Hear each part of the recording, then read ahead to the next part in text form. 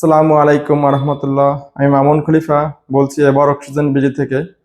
আজকে আপনাদেরকে আমি অক্সিজেন কনসেন্ট্রেটর বা অক্সিজেন জেনারেটর যেটাই বলেন না কেন এটি আপনাদেরকে দেখাবো। আমি অলরেডি একটি খুলে রেখেছি আপনাদেরকে দেখানোর জন্য। যাদের বাসায় বয়স্ক পেশেন্ট বা সিওপিডি বা অ্যাজমা রোগী আছে, যাদের কন্টিনিউ অক্সিজেন লাগে এবং ডাক্তার বলে দিয়েছে যে অক্সিজেন ছাড়া তার বিকল্প নেই, এবং অক্সিজেন আপনারা হয়তো অক্সিজেন সিলিন্ডার ব্যবহার করছেন। অক্সিজেন সিলিন্ডার আপনাকে বারবার রিফিলের ঝামেলা, যে কোনো সময় রাত্রে হঠাৎ শেষ হয়ে যেতে পারে। তারপর চাবিগুলো অনেক টাইট থাকে, অনেক সময় লিক হয়ে যায়। এখানে লিক হয়ে যাওয়ার কোনো চান্স নাই, যেহেতু মেশিনটা নিজে নিজে অক্সিজেন তৈরি করতেছে। তা আপনার যে যতটুকু অক্সিজেন প্রয়োজন সেই অনুযায়ী ব্যবহার করতে পারবেন। তো আমি আপনাদেরকে এই মেশিনগুলো আপনাদেরকে খুলে দেখাবো। আমি অলরেডি খুলে রেখেছি, আপনাদেরকে বিস্তারিত গাইড করব। এই মেশিনটি সেট আপ করা এবং ব্যবহার করা খুবই সহজ। আপনাদেরকে আমি দেখাচ্ছি। প্রথমে আপনি এই যে ইলেকট্রিসিটির লাইন দিবেন, এবং আপনি এখানে ইলেকট্রিসিটির লাইন দিয়ে এখান থেকে অন প্রেস করবেন। অন প্রেস করার পরে আপনি এখানে জাস্ট অক্সিজেনে প্রেস করবেন, তাহলে মেশিনটা অটোমেটিক চলতে থাকবে। এবং আপনি বক্সের সাথে যা যা পাবেন, একটি এটা হলো আপনার নেবুলাইজার মাস্ক, এটা দিয়ে নেবুলাইজও করা যায়। এবং একটি ক্যানোলা পাবেন, সাথে আমরা একটা মাস্কও দিয়ে দিব।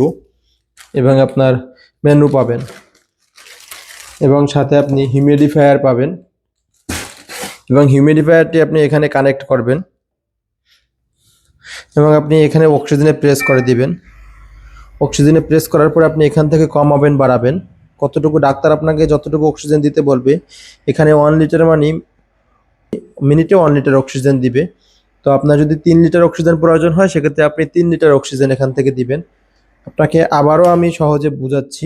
আপনি জাস্ট ইলেকট্রিসিটির লাইন দিবেন, এখানে অন করবেন, এখানে অক্সিজেনে প্রেস করবেন, এখানে কমাবেন বাড়াবেন। আপনার যেটা সেট করা থাকবে সেটাই সেট করা থাকবে। আপনি জাস্ট এখান থেকে চালু করবেন, এখান থেকে বন্ধ করবেন। এখান থেকে চালু বন্ধ একটা জাস্ট প্রেস করলে মেশিনটা রান হয়ে যাবে। এবং এই মেশিনগুলো দীর্ঘদিন ভালো রাখার জন্য কিছু কেয়ারের বিষয় আছে, সেই বিষয়গুলো আমি আপনাদেরকে শিখিয়ে দিচ্ছি। যেমন এই মেশিনগুলো আপনার পিছনে ফিল্টার থাকে, এয়ার ফিল্টার। এখানে এই ফিল্টারগুলো 100 হর্স চালানোর পরে আপনি এখানে দেখবেন ময়লা জমে গেছে, এবং হাত দিয়ে এরকম টোকা দিয়ে দিলেই ময়লাগুলো ক্লিন হয়ে যাবে। এবং ভিতরে আরেকটি বড় ফিল্টার থাকে, যেটি আপনার প্রতি 300 হর্স চালানোর পরে ক্লিন করতে হয়। এখানে দেখা যাচ্ছে একদম সাদা আছে, এটা সম্পূর্ণ ভিতরে সাদা অংশগুলো কালো হয়ে যায়। আপনার এটা পরিবেশের উপর ডিপেন্ড করে। যদি গ্রাম অঞ্চলে হয় দেখা যায় আপনার খুব বেশি কালো হয় না। 3-4 মাস পরে আপনি চেক করবেন কিরকম কালো হয়েছে, 6 মাস পরে চেঞ্জ করবেন। এবং এটা কিভাবে লাগাবেন, এখানে একটি কালো দেখেন, এটা এই যে মাথাটা এটা এখানে ঢুকে যায়।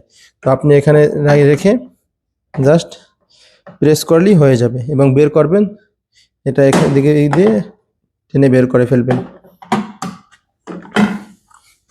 এবং এটাও এভাবে লাগিয়ে এভাবে লাগাবেন। এবং আপনি এই মেশিনগুলো এখানে পানি দিলে দেখা যায় এগুলো গাদ পড়ে যায়, এবং এটার ভিতরে চলার পথগুলো নষ্ট হয়ে যায়। তো যার কারণে আপনি ডিস্টিল ওয়াটার ব্যবহার করবেন বা মিনারেল ওয়াটার দিবেন। এবং এখানে পানির পরিমাণ আপনি এই মিনিমাম এবং ম্যাক্সিমামের মাঝামাঝি দিবেন, মিনিমাম বা ম্যাক্সিমামের মাঝামাঝি। অর্থাৎ এই ভিতরে এটা চুবিয়ে থাকতে পারলেই হলো।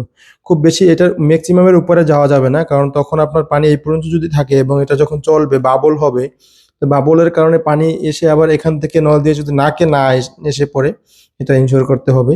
তো অবশ্য আপনি এই দুইয়ের মাঝামাঝি দেওয়াটা সেফ। এটা এখানে চাপ দিয়ে দিলেই লেগে যায়। এই হলো ওভারঅল মেশিন। আমাদের সার্ভিস 24/7 খোলা থাকে। যে কোনো প্রয়োজনে আমাদের দেয়া নাম্বারে যোগাযোগ করুন অথবা ভিজিট করুন everoxygenbd.com।